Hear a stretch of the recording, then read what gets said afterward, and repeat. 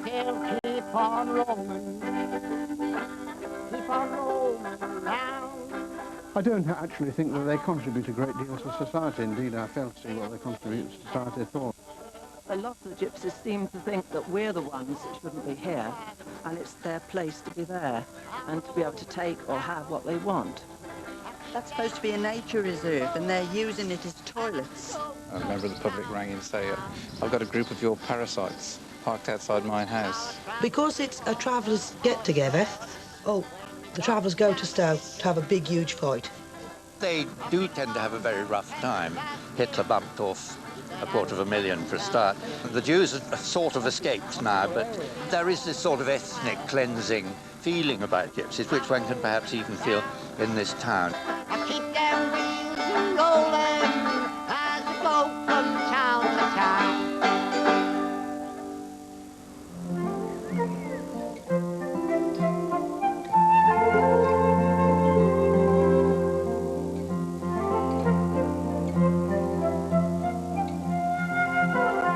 Pretty little carrying handle on the top here, and then the lid just opens up.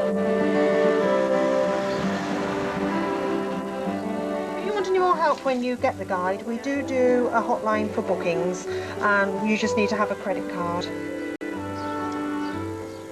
North Gloucestershire town of Stow-on-the-Wold, a magnet for antique collectors and foreign tourists, and also, twice a year, for travellers. Shortly after we came here, I heard about the Gypsy Fair. I thought it sounded a rather splendid idea, out in the countryside with a big country fair and gypsies selling horses and so on. It sounded quite romantic, actually. But when I saw the first one, I was quite shocked. It was a very noisy, dirty, raucous affair, and we had quite a lot of minor trouble, shall we say. The town looked an absolute mess. The field on the edge of town where the Stow Horse Fair takes place is owned by a gypsy family. But 4 years ago, Cotswold District Council obtained a High Court order banning the parking of caravans on it. It's also placed a notice in the show press, warning that anyone disobeying the order is liable to imprisonment. Yeah. The council ward in which the fairground's situated is represented by Carol Topple. She was instrumental in securing the injunction. This is basically to control the numbers of caravans that arrive. If everybody who comes to the fair can park on the field, they tend to stay longer than just the 2 days, 1 day of the fair. And it has in the past become very difficult with huge numbers. And all the council are trying to do is to make the fair as happy an occasion for everybody, for the locals, for the gypsies who come, and basically to control it. Hope the weather's nice for the fair tomorrow. Yes, hope it doesn't rain. Definitely. But Town Councillor Vera Norwood, who runs an art shop in the square, actively supports the fair and accuses those who don't of snobbery. I say that if you buy a shop in Stow, you know the fair's gone on for hundreds of years. We've got 365 days to trade. So if we close for 2 days, does that matter?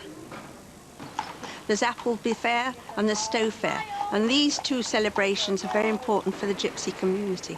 It's where they meet their relatives, do some horse dealing. It's just as important for them as Christmas is to us. It all began in 1476, when King Edward IV gave the town a charter, granting permission for a fair to be held each May and October.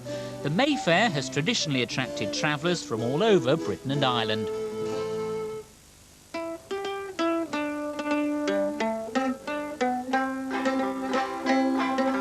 Twice a year we make our way to meet up at Stow Fair.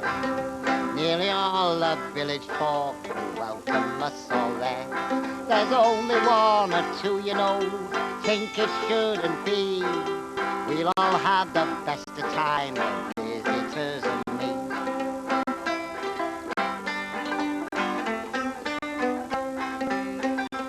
Come on over here.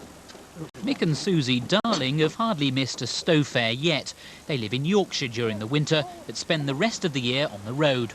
All fairs are special because they're one of the last things that English people have, where they have a few rights.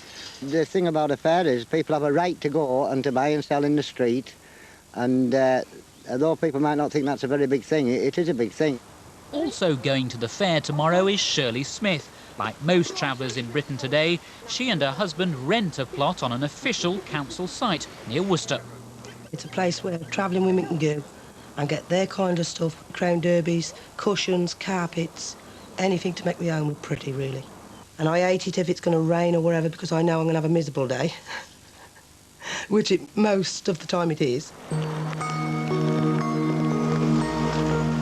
Sunny spells and showers this afternoon, some heavy bursts too at times, all of which means it's likely to be another soggy start to the Stow Horse Fair, but as that high pressure nudges in, so conditions should improve.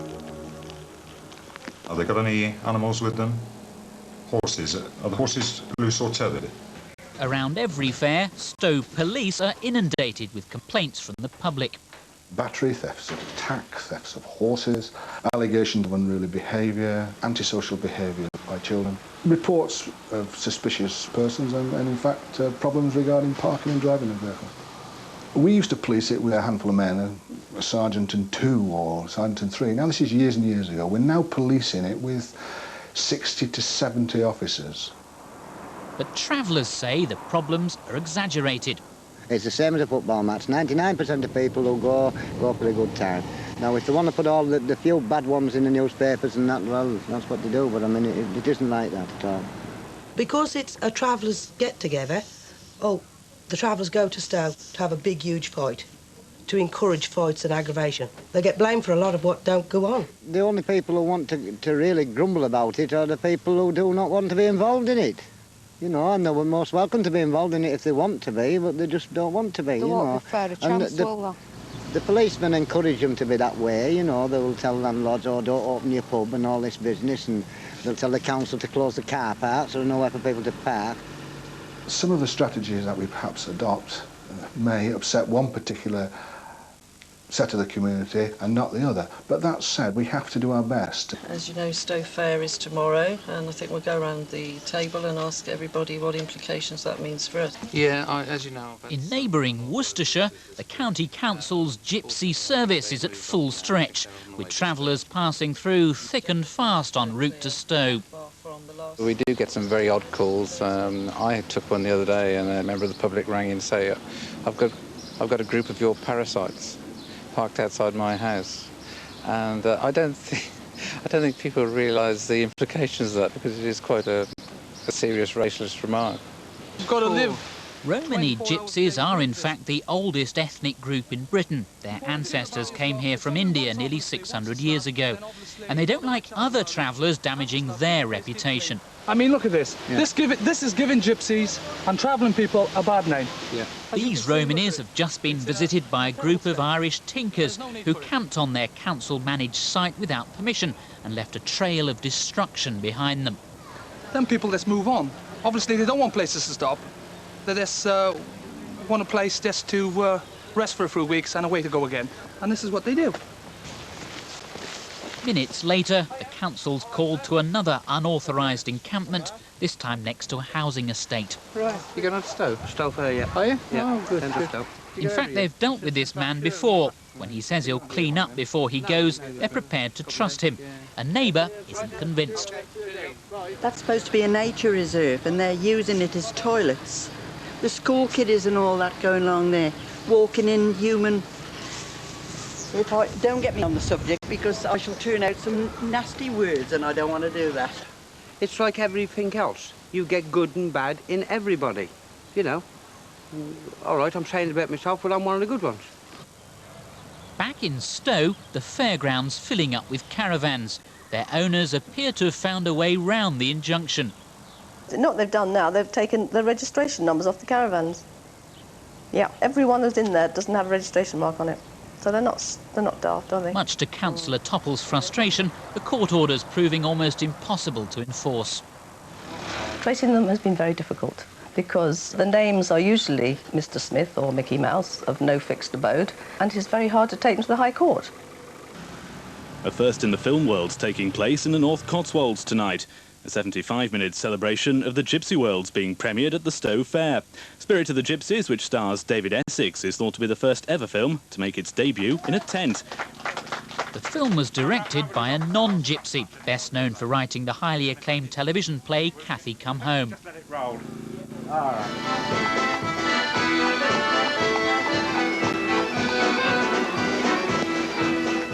I'm David Essex, and a fair bit of Romany gypsy and Irish pad blood runs deep in my veins, and I'm proud of it. As a musician, the music of the gypsies, I think, is special. It echoes a spirit of freedom. In fact, the songs, the gypsy songs, are about freedom. The Romany gypsy culture is one of the really important world cultures, like, for example, the Spanish or the Irish. It's a very coherent culture, and such that if it hadn't existed in world terms, I think we'd have had to invent it. Ordinary settled people either go crazy over the culture, as I have, or feel a bit afraid of it. There's a sort of spontaneity and a romanticism about the gypsy culture, which some people find quite threatening. There's a packed house at the White Hart. When the current licensees first moved to Stow, the police advised them to close for the fair. We decided to take their advice first of all, but the second Stow Fair we stayed open. We had a pub full like this. We've done it again this year and we've got no problems, as you can probably see. It's fine.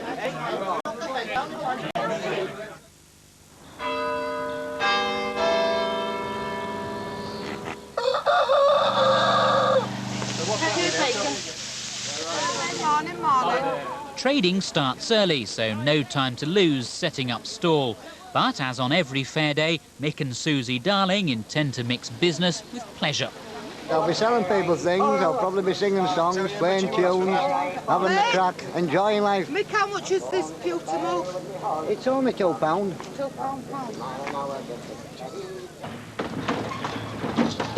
With so many horses to keep a check on, things will be rather more hectic for the RSPCA. There are some that are very well looked after, but equally there are just as many that are not very well looked after, hidden away in the horse boxes, and obviously it's our job to try and find them and get some veterinary treatment for them. And the latest on the roads for Thursday the 13th of May in Stow-on-the-Wold, the annual Stow Fair could lead to delays. Police have made special arrangements for traffic with local diversions in force. You might want to give the centre a miss, unless you're buying a horse, of course. Buying a horse is precisely what Romany gypsy Hubert Clee is hoping to avoid. He already has 18 of them back home in Staffordshire. A born-again Christian, he'll be busy inviting fairgoers to his church. The gospel's spreading faster through the travelling community than almost any other. The stealing's gone, the lying's gone. I am not perfect, but at least I'm trying to clean my life up. And what I'll be doing at Stow, I'll be telling other travellers about our Lord and Saviour, Jesus Christ.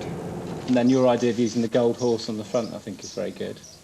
Another significant trend in recent years is the growing number of travelling children receiving formal education. Teacher Anne Hardy was persuaded to go to the fair by her Romany pupils. The children love it, and they've been talking about it for weeks and saying, Miss, are you going, try and go, and we're all going to go, and they're planning what they're going to do and what they're going to take, and a big thing is what they're going to wear as well. At the White Hart, staff are angry at how the police emptied the pub last night when customers failed to leave after closing time. The police say it was a routine operation. They started prizing hands off of glasses, and they got physical in that they were holding people's arms to try and get them out through the door. They didn't seem to care who they were dealing with either. It seemed as though they thought that every single person in the pub was a gypsy. It could have created a serious situation, which was totally unnecessary. Within half an hour, the White Hart would have been clear. Ah, she's back now, she's made it, she's here. Were you a long time, isn't it? Yeah, survived the winter. Oh, yeah. Lovely to see, come on. Hello. Hello. The Darlings have known Victoria Boswell for many years. She's from a well-known gypsy family, but now lives in a house in Birmingham. I'm trying to bring up the granddaughter in the tradition of the Romanies, and this is our only way of keeping contact with everything. It's dying out, and we don't want it to die out. We want to enjoy ourselves and be with everybody. What are you going to do about it? We can't, all we can do is give him a warning that if we see it happen again, you know, but I mean, he definitely needs to be told that we're onto him. And, More problems for the RSPCA. Some guy that we were trying to talk to has just been seen beating a horse so severely that the police have had several reports. We had several reports. Had women in tears down there. Look, he's caught. Whoa, whoa. Brenda Russell owns the field next to the fairground. As well as the horse, she's worried about her new fence. Several horses have been tied to it, and some are looking restless. If this animal decided to really pull, it could pull it out of line. We can never find anyone that wants to take responsibility, and if I shouted yesterday to someone whose horses, and no one seemed to want to know, they just carried on. I feel if I put a sign up, they say they can't read. Rumours have been circulating all morning that a certain pop star would show up, and he doesn't disappoint. He also insists on meeting fellow singer Mick Darling, some of whose songs are featured in the film Spirit of the Gypsies. With me horse and wagon, I'm roaming around. Very glad to be here, David. Yeah, I'm very pleased to be here. Yes, brilliant. David Essex is patron of the Gypsy Council. Widely respected in both the travelling and settled communities, he sees himself partly as a peacemaker. Stow Fair, he says, should bring people together. What we've got to do as the Gypsy Council is we've got to develop a kind of relationship between people who don't travel and people that travel, and understanding instead of it. See, the horse agrees. Instead of it being this dark kind of mystic image of gypsies in a wood who take away your children, it's not that. By mid-afternoon, the fair's in full swing. How much is that big one, love? Which one? The one at the back? With the acorn on the top. With the base, 1275. You fancy coming? When is it? And there's a little one there. It'll get as big as that if you look after it. Goes back on. It goes, it goes, it does. You don't believe me, do you? I've been preaching the love of God.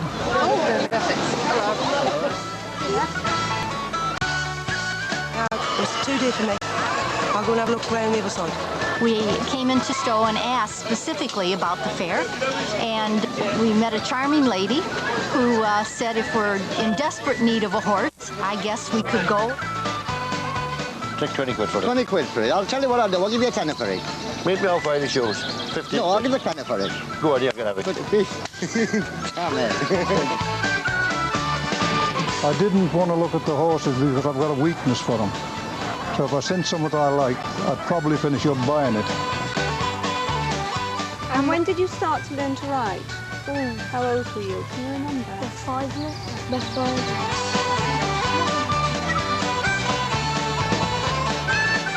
5. It is interesting to see how the people live as well.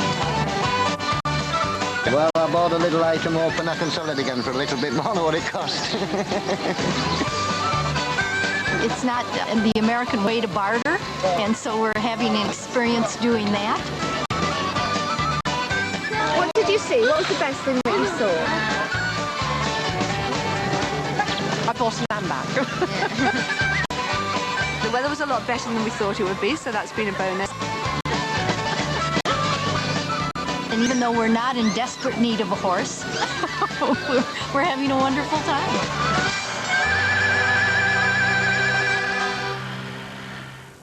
In contrast with the fairground, it's all quiet in town. Very few shops have stayed open. I think it's very sad when pubs and shops shut. It's racist. Some gypsy ladies went into a roadside cafe in Stow and wanted to have a meal, and they were told that they wouldn't cook it until they'd paid up front. If it was another ethnic group having a celebration, well, the Race Relations Board, they'd be there on the mark, wouldn't they? They just wouldn't put up with it. In what can be a quiet news area, the fair usually makes good copy. This time, the Cotswold Journal's man on the spot is struggling for a storyline. The only problems we have come across is one of the restaurants did get some rowdy customers in and closed early. In years past, there were obviously problems with people having a fair too much to drink, but as more of the pubs have closed, then the potential for trouble has declined. Good night, God bless you all. I say until we meet next year. There's only one or two, you know, think it shouldn't be. We'll all have the best of time. Visitors and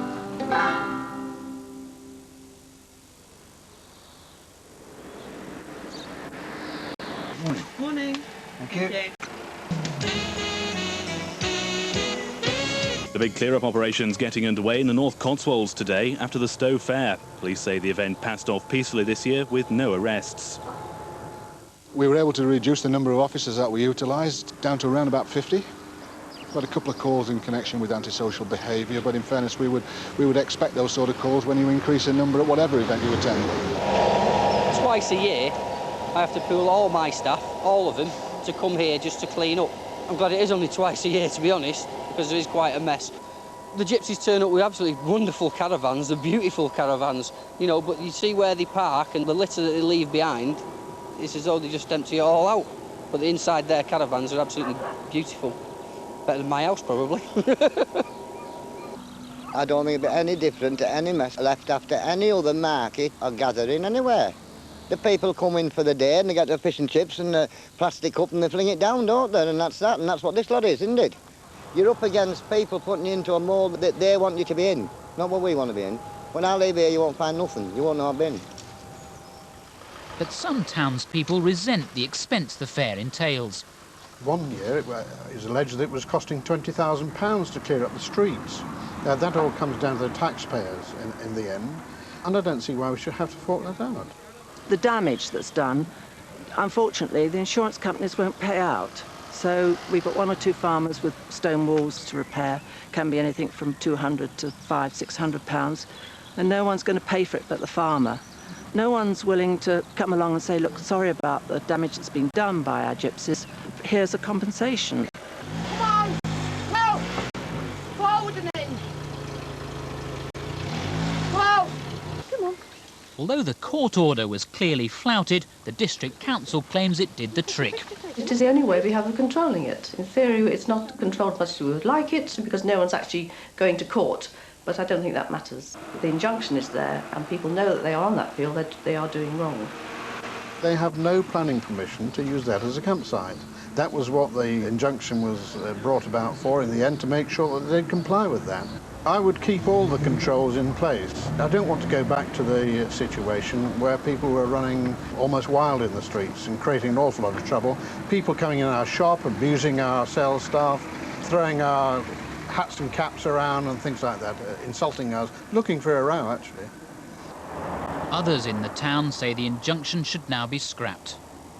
I think it's absolutely ridiculous. If the district council don't see sense, I think in the end it will get taken to European Court of Human Rights.